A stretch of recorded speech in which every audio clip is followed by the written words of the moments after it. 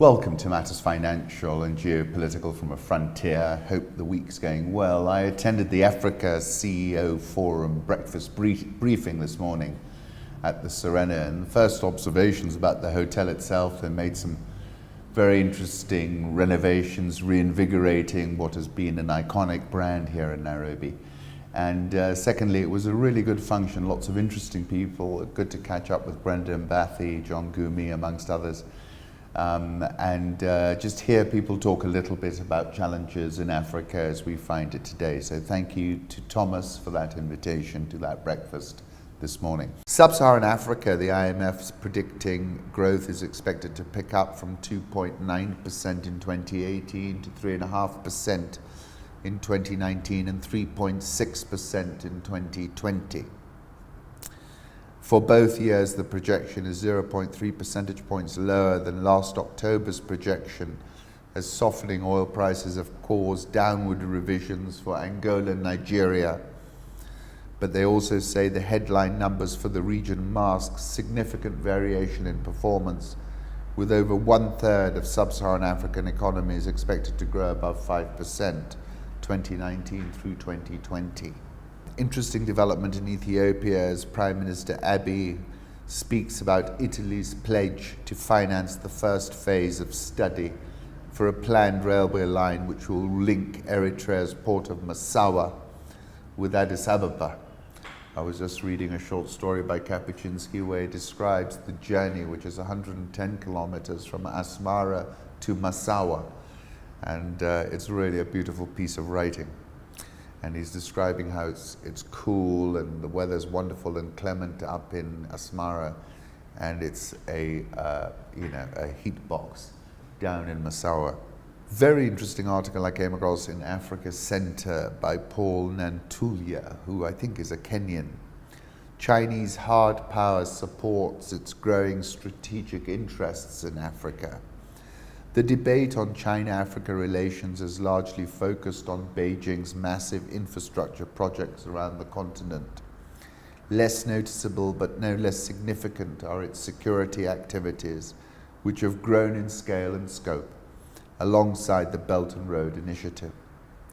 China's growing military footprint in Africa is part of a policy that has at its core the rejuvenation of China as a great power, or Xijie Guangguo, he says. In 2015, China passed a law that allows overseas deployments of the People's Liberation Army and China's other security forces, including the People's Armed Police. 2 years later, Beijing opened its first foreign naval base in Djibouti. In 2018, PLA conducted drills in Cameroon, Gabon, Ghana, Nigeria, while its medical units worked with counterparts in Ethiopia, Sierra Leone, Sudan, and Zambia to develop their combat casualty care capabilities as part of a decades-long relationships that involve arms sales and intelligence cooperation. In May, Burkina Faso established diplomatic relations with China and rescinded its recognition of Taiwan. Only Swaziland recognizes Taiwan on the African continent. Efforts to establish a comprehensive security assistance policy gained pace at the inaugural China-Africa Defense and Security Forum held on June 26, 2018, ahead of the FOCAC in September. Defense officials from around 50 African countries developed new priorities for Chinese security engagement. These constitute an important part of the 2019-2021 China-Africa Action Plan. Africa represents an opportunity for Beijing to restore itself to its perceived rightful place of global preeminence. Africa is a strategic node in the maritime portion of the BRI, known as the Maritime Silk Road, that links China to East Africa, Southeast Asia, the Persian Gulf, and Europe, and was recently extended to West and Southern Africa.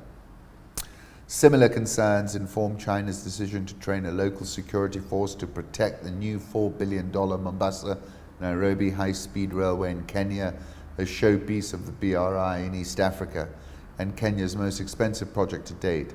Because this type of training is normally assigned to elite forces of the People's Armed Police, it will likely give the force its entree to the African continent. Third, the Chinese government has recognized the need to protect the growing number of Chinese expatriates working on its BRI projects dotted across Africa, numbering close to 300,000. 50 new security programs have been established to address growing risks to the BRI through counterterrorism assistance, law enforcement, early warning systems, infrastructure protection. The PLA's Office of International Military Cooperation, an organ of the powerful Central Military Commission, chaired by Xi, has been expanded in part to accommodate China's growing programs in Africa. This is an outstanding bit of research, frankly. A naval presence in Africa will give China greater latitude to support its peacekeeping troops, humanitarian interests, and hard security operations. China is now the top supplier of weapons to sub-Saharan Africa, accounting for 27% of the region's imports between 2013 and 2017, a 55% increase over the 2008-2012 period. Network of Chinese-built ports and infrastructure along Africa's east, west, and southern coasts has positioned China to become a major player in Africa's maritime space. Talking about Djibouti's Dorale multi-purpose port is a few minutes' drive from the PLA naval base. This unique arrangement allows China to mix commercial and military interests in Djibouti and the wider region. Electric railway connects Djibouti to Ethiopia. And then talking about port clusters in the Suez Canal, the Strait of Hormuz, Gwadar, Pakistan, Arabian Sea. Speculation is rife that China is planning to construct its second overseas naval base in Gwadar, that's in Pakistan. Talking about the attraction of Walvis Bay in Namibia and the special relationship that China shares with Namibia. During a diplomatic function in February 2018, the Chinese ambassador to Namibia described Walvis Bay as the most brilliant pearl of the Atlantic coast of Southwest Africa, invoking China's string of pearls doctrine. PLA has been at pains to downplay the military significance of its activities on Africa's seas. And then saying the centrality of the Belt and Road Initiative to China's global strategy suggests that China's military and security footprint in Africa will continue to expand. That's clear. Tension between African citizens and governments is likely to grow as China, in its drive to restore itself as a great power, seeks to expand its influence in Africa's security arena.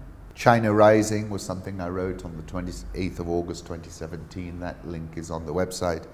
And I also wrote August last year, the Indian Ocean economy in a port race. I said we're witnessing a port race of sorts as everyone seeks to get a piece of the Indian Ocean port action. China, the BRI initiative, the Gulf countries now appear to see the Horn of Africa as their hinterland.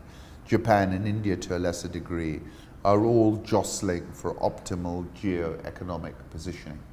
My article over the weekend was It's the End Game in Harare, in Khartoum, and in Kinshasa. I spoke about the correlation between high inflation and revolutionary conditions. Sudan is in the 70s, Zimbabwe 72.94 in Sudan's Bashir Sudan, Zimbabwe 42.1%. And then I was talking about the Zola's, the fiction of the cash in the Zimbabwean banking system. I told Al Jazeera we're watching across this continent, whether it's Gabon, Sudan, DR Congo, I should have added Zimbabwe, Chad and Cameroon and others, of course, is a kind of tipping point moment. Kapuscinski says the choice of that moment is the greatest riddle of history. And he also says if the crowd disperses, goes home, does not reassemble, we say the revolution is over. So keep an eye on the crowd to see whether they do disperse and go home. I then was quoting this lady singing a Sudanese revolutionary song. We sing in our prison as you tremble in your castle. I touched on Martin Fayulu, who got more than 60% of the vote but did not get the presidency. And I said the announced result is the equivalent of overturning a Cyril Ramaphosa ANC party win and investing the DA with the presidency. It's that egregious. Sudan, I learned, is expelling foreign correspondents from the country. That's never a good sign. In Zimbabwe, the president's spokesman, George Charamba, says the internet was the tool used to coordinate the violence. There is no way you expect us to sacrifice a national good for the sake of the internet. If they want uninterrupted internet, let them abide by the law. South African all shares up 2.66% this year. Dollar versus rand 13.88. Love this photograph from David Pilling. Life in the campaign yet. Decent turnout for Buhari in Madaguri. Nigerian all shares down 2.22% this year. Ghana Stock Exchange is minus 0.64% this year. And Nairobi has started real bright and perky. It's up 3.71%. That's the Nairobi all share. And the NSE 20 is up 1.06%. I thank you for stopping by, for which I'm grateful.